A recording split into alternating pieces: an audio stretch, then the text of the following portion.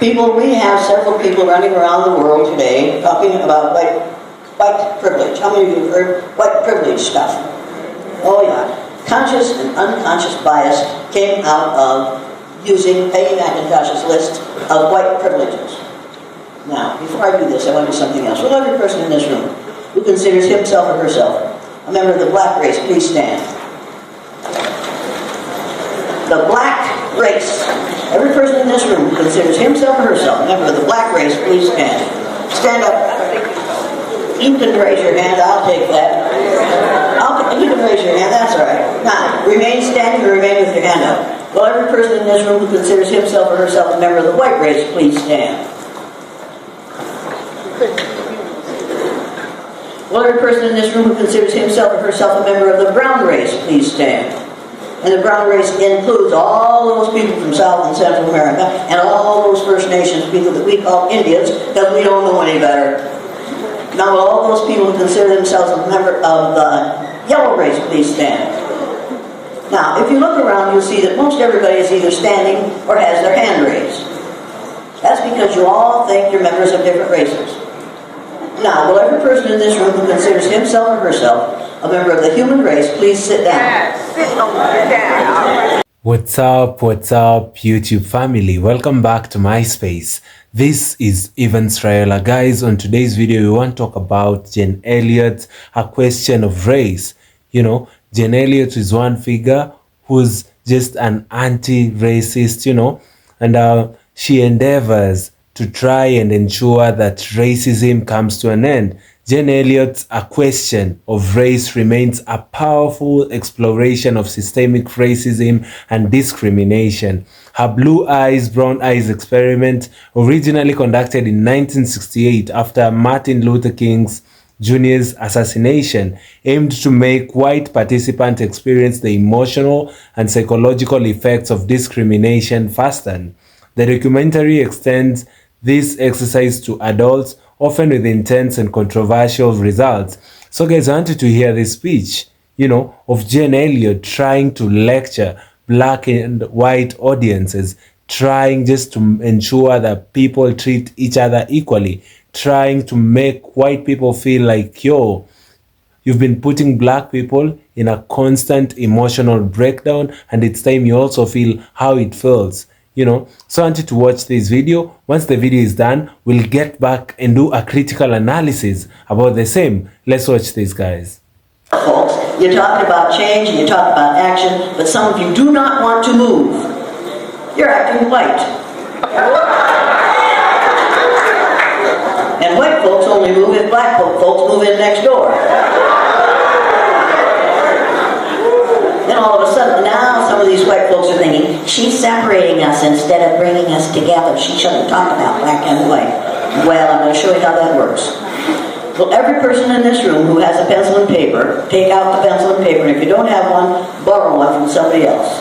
Who's running this show? Get us the papers and pencils for these people. Quickly. Here are some reserve signs. Pass these reserve signs back and they can write out those. Everybody needs a paper and pencil. Even you, sir, need a paper and pencil. Get out a paper and pencil.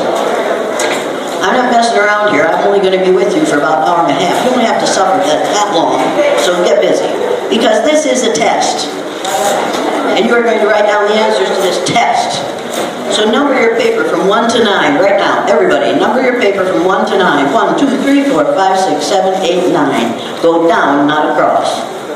And then write the answers to these questions on that paper. Number 1. Does anybody else need is there anybody who doesn't have a piece of paper in here?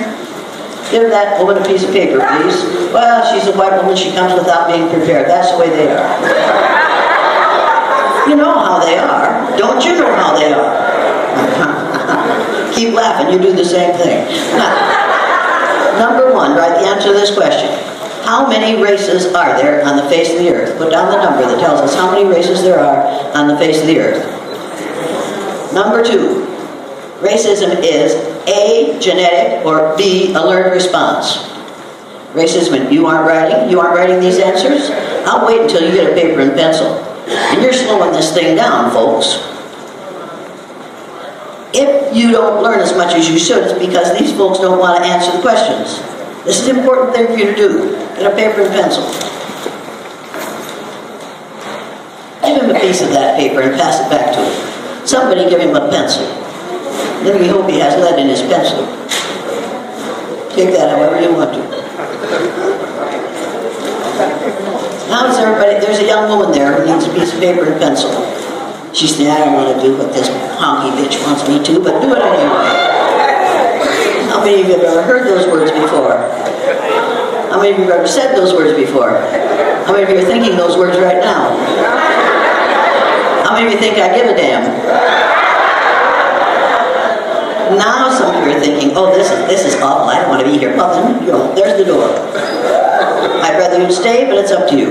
Now, do you have give that young woman a piece of paper and a pencil. Now, you're going to write these, they number that from 1 to 9. I'll wait. If you got it numbered, check and see if she has a number. See, sometimes brown-eyed people don't do what you tell them to, and then you have to make them do it over and over and over again. All right, now, number 1. How many races are there on the face of the earth? Write down the number that you believe in, and turn off your telephone. Number 2, racism is A, genetic, or B, a learned response. Number 3, what do we call those whose parents are of different color groups? A, biracial, B, bicolored. C, none of the above. Number 4, you believe in the golden rule. You believe in A, the golden rule, B, the platinum rule. Either A or B. Number 5, the problem which encourages racism is A, stupidity, B, ignorance. A, stupidity, B, ignorance. Number 6, racism has been around A, forever, B, 500 years. Number 7, the cure for racism is A, education, B, indoctrination. Number 8, and there should be put A, B, C on here. I have read A, the myth of race. If you've read it, put a check. B, Nile Valley contributions to civilization. If you've read it, put a check. C, they came before Columbus. Put a check. Number 9, what is the... Read that again, please. Sure, I'll repeat it over and over and over again. Which one did you want? A, the myth of race. B, Nile Valley contributions to civilization. C, they came before Columbus. You're shaking your head. Are you shaking your head on all 3? I'm sorry. You talk fast. My ears. I know. I have hearing aids. I understand what you're saying. And I'm going to ask you to slowly read it one more time. Okay, not a problem. I like to spend my time reading instead of speaking. It doesn't take as much intelligence. Okay. Believe me. A, The Myth of Race by Robert Wald Sussman. Have you read it? Don't put a check. B, Nile Valley Contributions to Civilization, and Anthony Browder. Have you read it? The Nile Valley Contributions to Civilization. If you've read it, you wouldn't forget it. C, They Came Before Columbus by Ivan Van Sertima. Ivan Van Sertima. If you've read it, put a check. Number 9, what is the opposite of gay?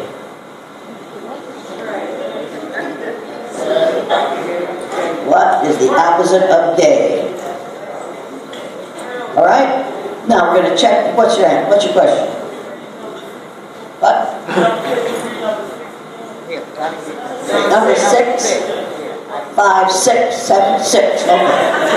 I told you I'm wearing hearing aids. Don't blame me because I can't hear. Number 6, racism has been around. A, forever. B, 500 years. Got it? Now, we're going to check those answers after I get done speaking. And if you haven't changed your mind about those answers when I get done speaking, either you didn't learn or I failed to teach you. Now, make no mistake about this.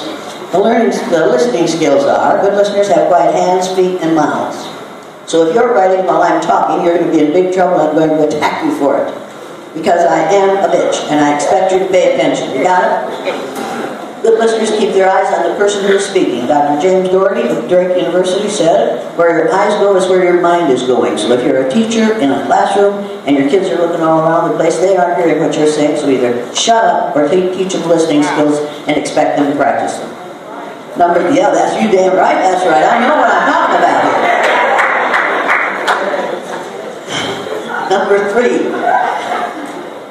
Number three, good listeners listen from the beginning to the very end. How many of you have been in a classroom where some young girl, usually some young white girl, has her hand up waving all the time, and because she's thinking of what she wants to say, yeah, instead of what you're saying. You need to say, put your hand down or I'll cut your arm off. No, you don't say that. You say, be careful, I will give you into the care of... Shut up, Jane. Number four, good listeners decide to learn something. Now, if you decide to learn something in here today, you'll learn something. If you decide not to, if you say to yourself, she's nothing but another white woman, she doesn't know what she's talking about, and let me tell you something, I am fully aware that every black person in this room has forgotten more. Cover your mouth. You aren't black, are you? You don't know any better than to sneeze into the air. Every black person in this room has forgotten more since breakfast than I will ever learn about racism. I talk about it, you live it. You know it, and I know it. And the only reason I got away with doing the blue-eyed, brown-eyed exercise in my classroom in Riceville, Iowa, the day after Martin Luther King Jr. was killed, is because I'm a white woman. And the only reason people ask me to come and talk to them is because I'm a white woman. If a black man says the things that I say, he is not going to get hired, no matter how many suits he has. Am I right about that? Now, another thing, he's talking about wearing a sweatsuit. This is a sweatshirt, people.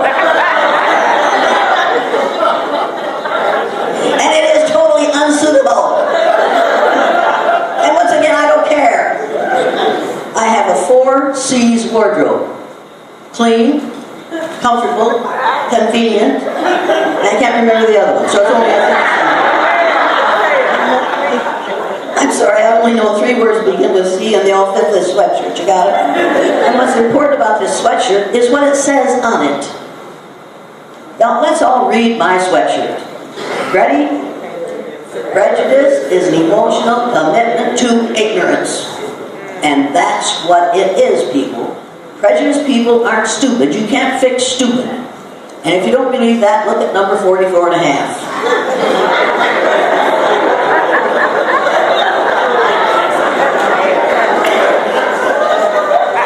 Somebody needs to change him. Change his location. Into a boat out in the middle of the Pacific Ocean. Getting right along. But I'm not a Republican, besides which I don't believe that they mispronounce that word. In view of the way he behaves, it should be the Republican Party. You'll get it in a minute. And I'm not a Democrat because we do not believe in democracy, people. We do not believe in government of the people, by the people, and for the people. We believe and we teach government of the white folk, by the white folks, and for the white folks. Make no mistake about this, I'm not as ignorant as I ought to be at this age. I'm getting worse, that's okay, don't worry about it. Now, I live in the U.S. That doesn't mean I just live in America. The U.S. spells us. And that means all of us. And all of us are being told that we are going to build a wall on the southern border of the United States so we can keep those people out of here who aren't Americans. I want you to think about that. Every person who lives from the very northern tip of Canada to the very southern tip of South America lives in one of the Americas. North America, Central America, South America. Those kids from Mexico, which he calls a shithole country, are Americans. And if he starts another war, which he probably will do, to take your minds off the fact that he did collude with the Russians to get elected, He will start a war, so he'll take your minds off that. And you'll think of that instead of what he's doing. And all of a sudden, black males will be very, very valuable. And we will induct them into the military in giant numbers. And we'll take them out of prison and put them in the military. And then, as during the Second World War, the officers will use them for target practice. And I know white soldiers who came back from the Second World War and said that is exactly what happened during the Second World War in the European theater of war. I wasn't born yesterday, people. You knew that. Unless you think it was a really long day. I've been alive a long time. And unfortunately, I've been aware a long time. And the kids we're raising today aren't going to be aware because we're raising them on a screen. Every place you look, there are kids looking either at a television screen or a cell phone in front of them with their little faces like this. It's making me a little bit cross because you need to realize that that's bad for your eyes. If you have children, get them off those cell phones and hand them a book. And tell them to hold it out away from their eyes. And if they're going to do this, then they should look up at a mountain every once in a while so they exercise their eyes. We're raising a generation of children who are know-nothings. You must tell your children and your grandchildren and your nieces and nephews, get a book. Do not let me see you without a book in your hand. And I don't mean a Kindle. I mean a book with pages in it that you have to turn. How many of you think that makes good sense? People, whether or not you think it does, it does. Just raise your hand just because I want you to. Now, you're in here because hopefully you came here to learn something. If you didn't come here to learn something, you need to be someplace else. If you don't want to learn what I'm saying, you don't have to, but it would be to your advantage to listen, and it would be to your advantage to give up this myth of white privilege. Now I know I kicked the crucifix there. People, we have several people running around the world today talking about white privilege. How many of you have heard white privilege stuff? Oh yeah. Conscious and unconscious bias came out of using Peggy McIntosh's list of white privileges. Now, before I do this, I want to do something else. Will every person in this room who considers himself or herself a member of the black race, please stand. The black race. Every person in this room who considers himself or herself a member of the black race, please stand. Stand up. You can raise your hand, I'll take that. You can raise your hand, that's all right. Now, remain standing or remain with your hand up. Will every person in this room who considers himself or herself a member of the white race, please stand. Will every person in this room who considers himself or herself a member of the brown race, please stand. And the brown race includes all those people from South and Central America and all those First Nations people that we call Indians because we don't know any better. Now will all those people who consider themselves a member of the yellow race please stand. Now if you look around you'll see that most everybody is either standing or has their hand raised. That's because you all think you're members of different races. Now will every person in this room who considers himself or herself a member of the human race please sit down. Yes, sit down. Yeah. Thank you very much. Now, people, there is only one race of people on the face of the earth. And you don't have to applaud that. I didn't make that up. That's a fact. Not while I'm talking, you're slowing me down. And at my age, I can't afford to be slowed down. You got it? You keep him in line, will you please? You're his wife, right?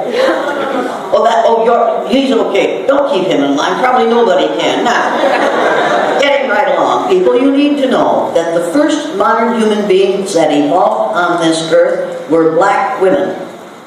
And they evolved in sub-Saharan Africa from 300,000 to 500,000 years ago. Black women. Now, for many years, there were nothing but black women because they reproduced asexually. Now, as a result of a mutation of the genes, the first male was born. So women, when you're arguing with a man, remember you're talking to a mutant and don't get upset.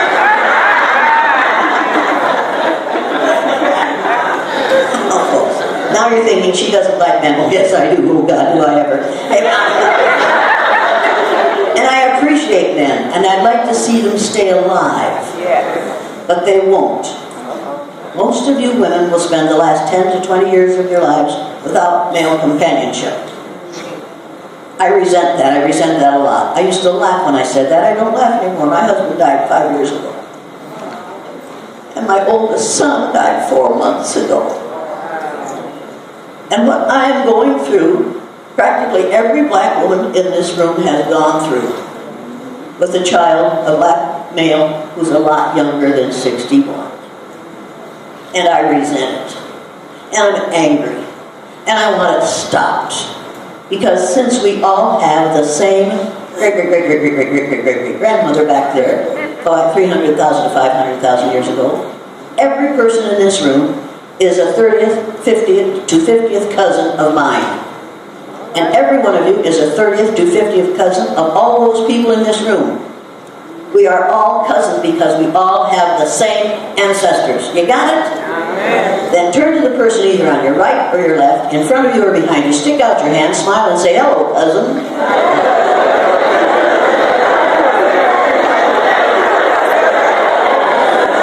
Did you do it?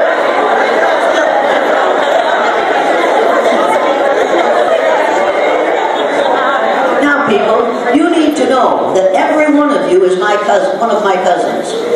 And I get really angry when some of my more ignorant white cousins abuse some of my cousins of other color groups, not because of the color of your skin, but because of the ignorance of us white folks. Anytime somebody says to you, "He doesn't like you because of the color of their skin," you need to say, "No, no, no, that's the reason he doesn't like me. The first modern human beings on earth look like me.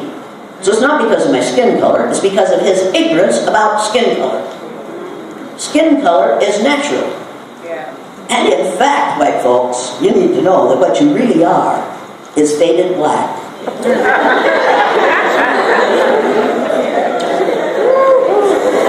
I swear to you, and I swear at you, but you need to know that if you trace your DNA back far enough, you nice white blonde folks, you'll find out that some of your DNA came from a country in Africa. So when we're talking about the human race, we should really be talking about which race? Black. Oh, the pain from some Cousin Jane. Yeah. Cousin Jane will bring you pain.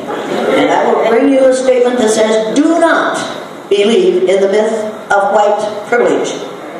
This is the list that Peggy McIntosh, bless her heart, came up with in about 1987. Listen to some of the things she said on this. "I am not made acutely aware that my shape, bearing, or body odor will be taken as a reflection on my race. I am sure that my children will be given curricular materials that testify to the existence of their race. I can go shopping alone most of the time, pretty well assured that I will not be followed or harassed because of my race. I can arrange to be in the company of people of my race most of the time." Now, folks, since we're all in the same race, which is which one? Since we're all members of the same race, these things should be true about all of us, shouldn't they? Yes. We should all have these privileges, if it is truly on race. She isn't talking about race. She is talking about skin color. And if she would put skin color in this list instead of race, then you could all laugh it off. Family, Jane Elliott is one of those figures who just are good in what they do. First things first, Jane Elliott is a white woman. Having to discuss about anti-racism is unlike many white people because many times they are not affected. You know, the black man goes through constant racism in the US. The black man can easily be gunned down, you know, through just in the cold blood. You know, you're gunned down without doing nothing. The black man can easily be stopped driving down the streets, you know, and asked for identification. The black man can easily be told that this is not your car. Where have you stolen it from? The black man goes through all those forms of prejudice and discrimination, while the white person is always privileged. That's what we now call the white privilege, which the black people do not have. Some of these privileges that a black man cannot have while driving in the streets. So having to see Jane Elliott discuss about anti-racism time and again just reminds us that there are some people who are so selfless, some people who do not care of the privilege they have, some people who do not care about how ahead they are, in regards to progress in the US, because black people are always lagging behind because of the constant racism and discrimination. Black people do not get equal opportunities. Seeing a white woman fight for black people, fight for equity, fight for the stop to racism, that just wows me. And that's why I like the teachings of Jane Elliott so much, because she's so selfless. She starts this speech by lecturing his audience and asking them questions which she later says that if they cannot change how they answer them, she asks them to write them in paper form, or rather in a booklet, each question with an answer. And she says after the speech, if somebody wouldn't change their mind, wouldn't change their perspective of the answers they give, that would mean that that person either does not listen, or that person, or rather Jane Elliott did not teach well. She asked these questions, and I want to repeat them so that they may stick deep inside. We can also engage ourselves and try and answer them even in the comment section down below. She says, number one, how many races are there on the face of earth? Racism is, number one, generic or a nerve response. Number three, what do we call those whose parents are different color groups? Biracial, by color, none of the above. Do you believe in golden rule or platinum rule? The problem which enhances racism is A, stupidity, B, ignorance. Racism has been around, A, forever, B, 500 years. The cure of racism is education or indoctrination. Number 8, what books have you read? The Myth of Race, They Came Before Columbus. What is the opposite of gay? Family, from these questions, you can notice that you can be able to learn a lot from them. Once you've answered them and she's gone through, the speech that she wanted to present, somebody can easily change their mind or still stick. Somebody can see the privilege they have. In this case, the white man. Once you answer those questions, you'll get to know that you guys have been privileged. Let's look at this question of how long racism has existed. Number one, forever. Number two, 500 years. Either way, if it existed forever or 500 years, that would mean that the white man has always been privileged, that they have been enjoying over time while the black man has been languishing. The black man has been going through discrimination, crying here and there. Well, they've been enjoying freedom for the whole time. She proceeds to say the goal of asking these questions is after I am done teaching, if you cannot change your mind about your answers, that means that you did not learn, or I have failed to teach you well. Good listeners keep their eyes on the person speaking. Good listeners decide to learn something. She proceeds to say and read what was written, in her sweatshirt. Prejudice is an emotional commitment to ignorance. Prejudiced people are stupid and you cannot fix them. You cannot fix stupidity. Then, guys, I went further to do more research on the teachings of Jane Elliott. And these are key discussion points that I came to notice. Number one is the effectiveness of the experiment. In this case, the experiment of the blue eye, brown eye experiment.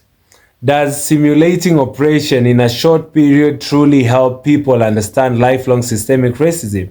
Can temporary discomfort lead to a long-term change, or does it create defensiveness?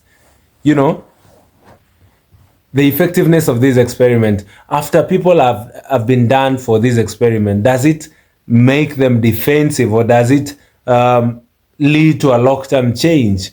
What do you guys think? How viable do you think the experiments that Jane Elliott is doing is impactful to the people of America? How impactful do you think they are? Number 2 is the ethics of her methods. Eliot's approach in confrontational, sometimes harsh. Is this necessary to break through denial, or does it alienate people? Some argue that her methods border on psychological manipulation. Is this justified in the fight against racism? Then there's the impact to the society. Has Eliot's work led to tangible change in attitudes towards race, or does it mostly affect individuals who participate? How does her work compare to modern anti-racism efforts like DAY, training, and unconscious bias workshop? Family is now people trying to get to understand how the approach that Jane Elliott uses, if it works, or rather just creates more rage amongst the white people. But according to myself, I tend to believe that Jane Elliott's works had really nice, and she's been trying to push for equity, and that is one thing that many people do not want to do in the modern day and time. Guys, let me know in the comment section down below what you think about Jane Elliott's works. You can as well like this video so that it can be recommended to other YouTube users. Guys, I'm so grateful even for you guys to tune towards this video. The goal is to spread the gospel and ensure that the black people get back to where they truly belong. Thank you guys, and see you all in my next episode. And before we leave, kindly subscribe to the channel. We are currently on the road to 20k subscribers. We're having like 50 more subscribers to 20k. Thank you guys. See you all in the 20k mark. See you in the next episode. Goodbye.